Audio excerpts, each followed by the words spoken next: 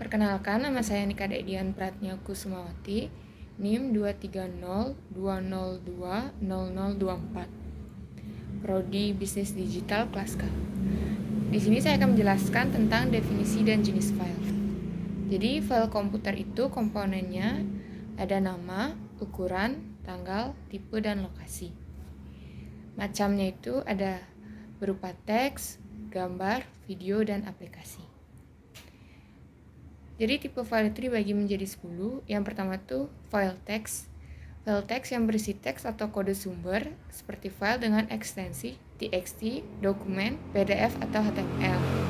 Yang kedua, tipe file gambar yang berisi gambar atau grafik dengan ekstensi jpg, png, atau gif.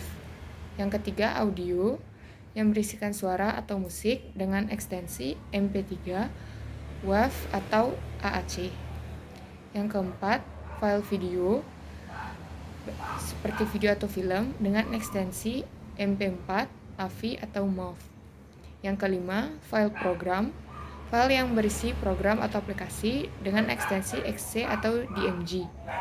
Yang keenam, file arsip, file yang berisi banyak file atau folder terkompresi menjadi satu, seperti file dengan ekstensi zip, rar, atau tar. Yang ketujuh, file database, file yang berisi data terstruktur seperti file dengan ekstensi DB atau SQL. Yang kedelapan, file konfigurasi, file yang berisi pengaturan atau konfigurasi untuk program atau sistem operasi seperti file dengan ekstensi ini atau XML.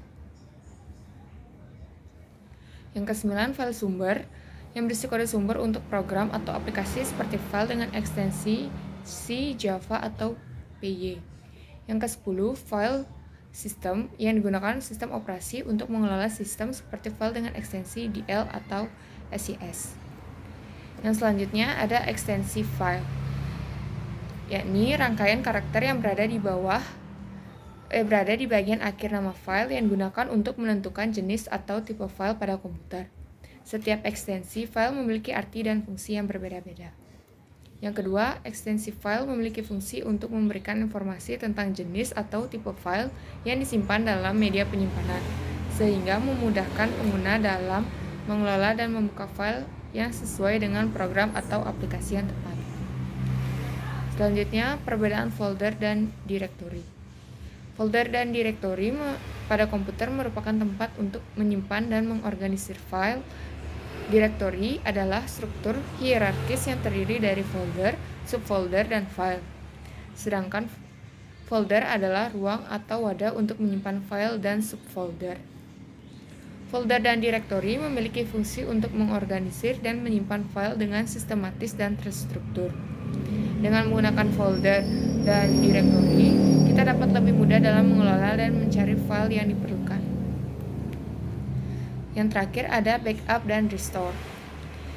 Backup adalah proses menyalin data atau file dari media penyimpanan asli ke media penyimpanan lain sebagai tindakan pengamanan data agar tidak hilang atau rusak. Sedangkan restore adalah proses mengembalikan data atau file yang sudah di-backup ke media penyimpanan asli. Kedua, backup dan restore memiliki fungsi untuk melindungi data atau file dari kemungkinan kehilangan atau kerusakan akibat faktor teknis, kecelakaan, atau kesalahpenggunaan. Backup dan restore juga dapat membantu memulihkan atau file yang hilang atau rusak akibat serangan virus atau kerusakan hardware. Yang terakhir, cara melakukan backup dan restore. Untuk melakukan backup, kita dapat menggunakan media penyimpanan eksternal seperti hard drive eksternal atau USB flash drive dan juga penyimpanan cloud. Sedangkan untuk restore, kita dapat menggunakan software khusus atau menggunakan fitur bawaan dan sistem operasi pada komputer. Baik, sekian dari materi yang bisa saya paparkan. Mohon maaf apabila ada kesalahan kata. Saya tutup dengan terima kasih.